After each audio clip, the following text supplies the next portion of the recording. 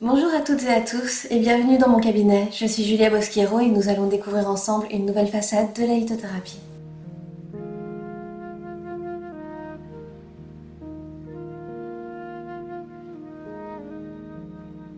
Notre discipline est jalonnée de pierres fascinantes et déterminantes pour l'accompagnement humain. Aujourd'hui, nous allons explorer celle qui peut être considérée comme la reine de la lithothérapie. Nous l'avons nommée l'améthyste. Pleine de mystères et d'histoires anciennes, cette variété a été la première à rencontrer un franc succès en lithothérapie. Devenue aujourd'hui un classique, elle compte parmi les pierres favorites d'un grand nombre d'utilisateurs. Mais d'où viennent ce succès et cette popularité, et quel est le parcours de cette pierre présente dans de nombreuses cultures depuis l'Antiquité? C'est ce que nous allons explorer dès à présent.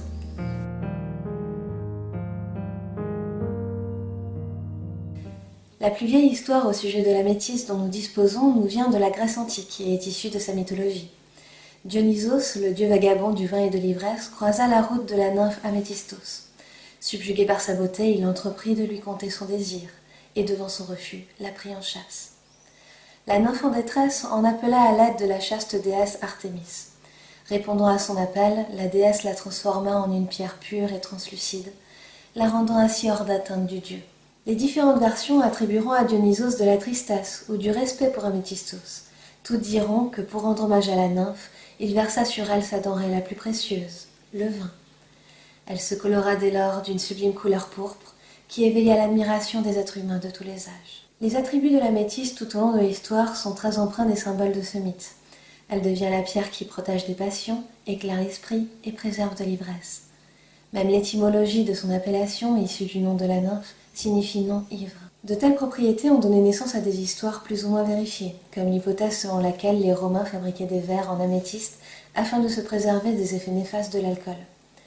Au jour d'aujourd'hui, aucun verre de ce type n'a été retrouvé par les archéologues. Au Moyen-Âge et à la Renaissance, l'utilisation de l'améthyste en médecine prend de l'essor, et de nombreuses propriétés, pour certaines très disparates, lui sont associées. On l'utilise ainsi pour améliorer la fertilité, la beauté et l'éclat de la peau, pour lutter contre les piqûres d'insectes et morsures d'araignées, ou encore pour faire fuir les serpents. Dès cette époque, l'améthyste pose la question de l'emportement collectif face à une pierre populaire. Si certaines de ses propriétés peuvent encore être expérimentées aujourd'hui, d'autres ne montrent aucune efficacité dans les tests modernes. Rappelons que les utilisations conseillées à l'époque consistaient en des préparations de remèdes, ingérés ou d'onguents, préparés à partir des poudres de la pierre. Outre l'aspect éminemment dangereux de telles utilisations, les poudres de pierre étant extrêmement tranchantes, nous savons aujourd'hui que l'améthyste ne contient aucun élément actif permettant de faire fuir les serpents. Et l'énergie dans tout cela, me direz-vous? C'est ce que nous allons explorer dans la deuxième partie de cette vidéo.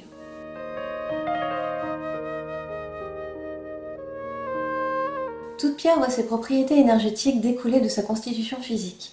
Il est ainsi possible de croiser des pierres très peu connues du grand public présentant un impact très percutant et d'autres célèbres aux effets beaucoup plus doux. Mais l'énergie de matière d'une pierre n'est pas la seule à pouvoir être ressentie en lithothérapie.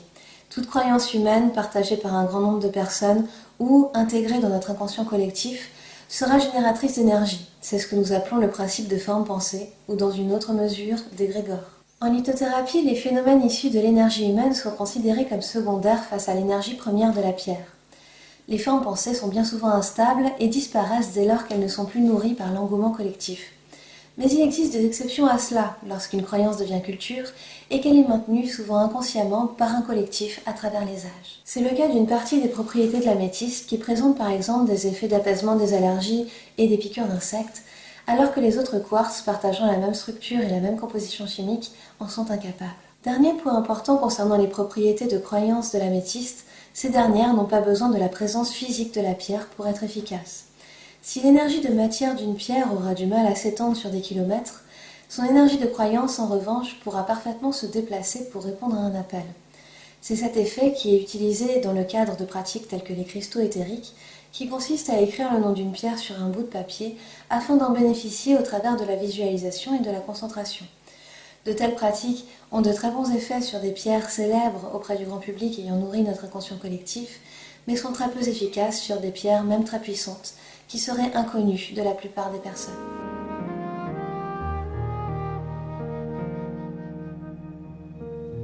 En définitive, quels sont les effets de cette pierre? En vie courante, ces propriétés de matière ont pour caractéristique première de permettre de développer la capacité de notre esprit à concevoir, envisager ou imaginer tout ce qui ne fait pas partie de notre cadre de constatation et de perception du réel. En découlent des effets d'apaisement par allègement du poids des contraintes et obligations, de gestion des peurs par ouverture de notre capacité à transformer les idées et concepts, ou encore d'enrichissement du sommeil par renforcement des rêves et de leur contenu.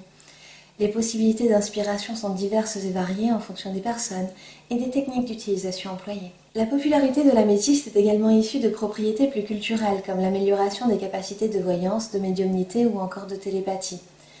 Ces effets sont généralement plus efficaces sur des personnes percevant ce domaine comme faisant partie du surnaturel. Les autodidactes, ayant développé leurs capacités à force d'entraînement et d'efforts personnels, ont généralement plus de résultats avec des pierres comme le cristal de roche et ses propriétés plus universelles. Pour finir, l'améthyste présentera également des défauts en cas d'utilisation excessive au même titre que n'importe quelle autre pierre. Plus son influence est présente dans nos vies, plus le réel et les créations de notre esprit tendent à revêtir la même importance dans notre vécu. Dans des situations extrêmes, le réel et l'imaginaire peuvent ainsi se confondre ou l'imaginaire peut prendre le pas sur la réalité. En l'absence de résolution des obligations de la vie quotidienne ou de conscience des nécessités alimentaires qu'elle comporte, notre qualité de vie peut rapidement se dégrader. Dans une moindre mesure, cette influence peut également avoir une incidence sur le cheminement spirituel des êtres, les impressions, envies et préjugés pouvant dès lors être confondus avec des messages divins dont la véracité serait irréfutable. L'améthyste est encore aujourd'hui la pierre la plus conseillée dans le milieu de la lithothérapie, bien souvent par des professionnels qui en ignorent les aspects négatifs, en souffrent même ou idéalisent les effets d'ouverture que cette pierre apporte. Si ces bienfaits sont nombreux, elle est bien souvent la solution de secours qui permet l'économie d'un accompagnement sérieux et d'un conseil adapté aux besoins de l'individu et non aux envies du consommateur. J'espère que cette vidéo vous aura permis d'y voir plus clair concernant cette pierre incontournable. N'oubliez pas de la partager si vous l'avez appréciée. Vous pouvez également me retrouver sur Facebook, sur Twitter, ainsi que sur mon blog. Les visiteurs de la Bourse aux minéraux de Sainte-Marie-aux-Mines pourront également me retrouver sur le stand de Lithosophia tout au long de l'événement, ainsi que lors des 4 conférences proposées pendant le week-end du 28 et 29 juin que vous retrouverez dans le programme. D'ici la prochaine vidéo, je vous dis à bientôt en vous souhaitant de merveilleuses expériences avec vos pierres. Bye!